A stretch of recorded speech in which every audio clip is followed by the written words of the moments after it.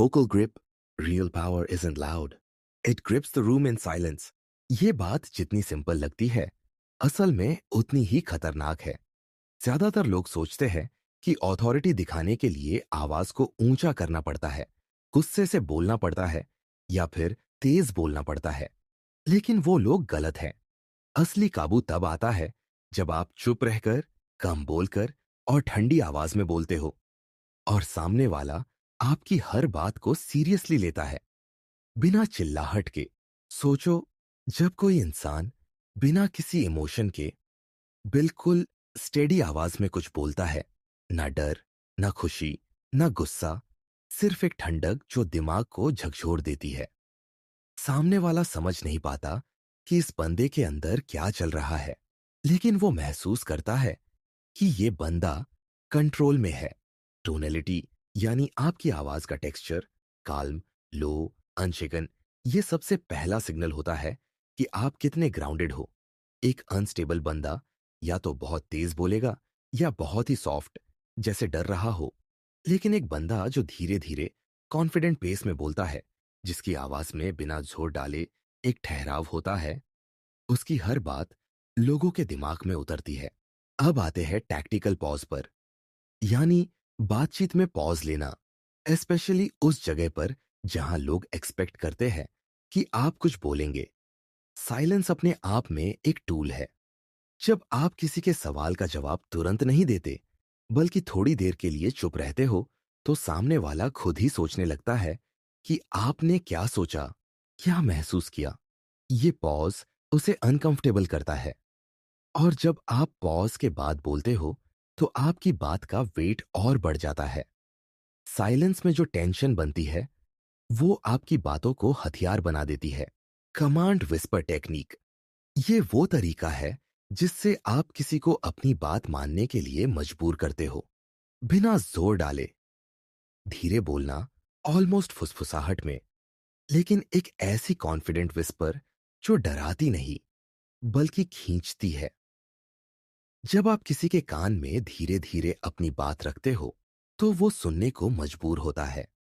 ये चीज सिडक्शन में भी काम आती है और मैनिपुलेशन में भी।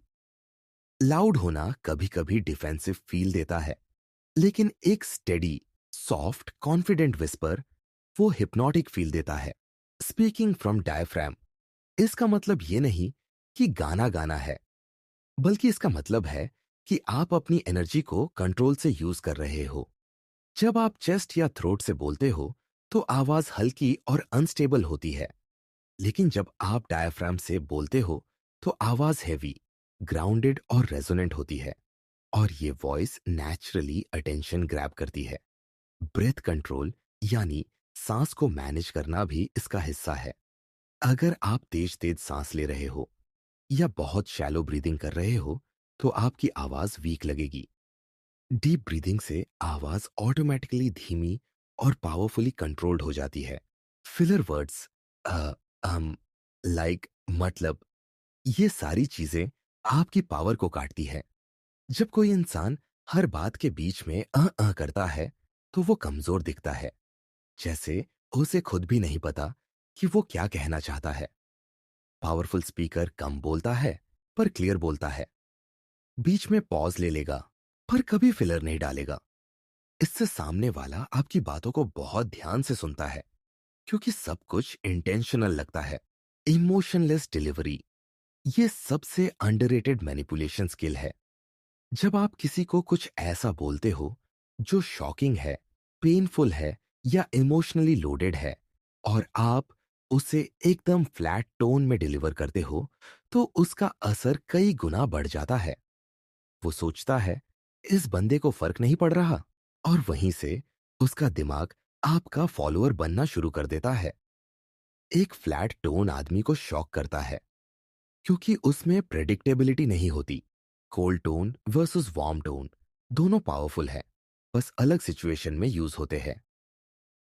जब आप किसी को डराना चाहते हो, बाउंड्री सेट करना चाहते हो या कंट्रोल दिखाना चाहते हो, तब कोल्ड टोन, एकदम emotionless, direct, no nonsense voice.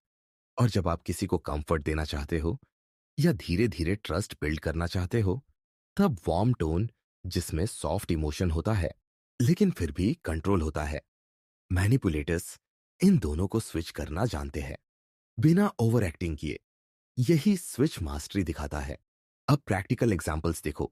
एक माफिया डॉन जब रूम में घुसता है तो वो चिल्लाता नहीं, वो बैठकर धीरे धीरे एकदम कंट्रोल टोन में बात करता है। सब चुप हो जाते हैं क्योंकि उसकी आवाज में एक वजन होता है। वही चीज हाई लेवल सीईओज और डिप्लोमैट्स भी यूज करते हैं। वो ज्यादा नहीं बोलते, पर जो बोलते हैं उसमें पॉज, काल्मनेस और अथॉरिटी होती है। अगर आप घर बैठे इस स्किल को सीखना चाहते हो तो एक सिंपल प्रैक्टिस करो। मिरर के सामने बैठो और कोई भी सेंटेंस लो वॉल्यूम में धीरे धीरे बोलो। बीच में पॉज रखो, ध्यान दो कि फिलर वर्ड्स ना आए।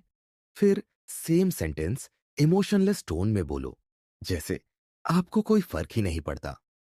ये अनकंफर्टेबल लगेगा शुरू में, पर धीरे धीरे आपको फर्क समझ में आएगा कि आपकी आवाज में ग्रिप आने लगा है।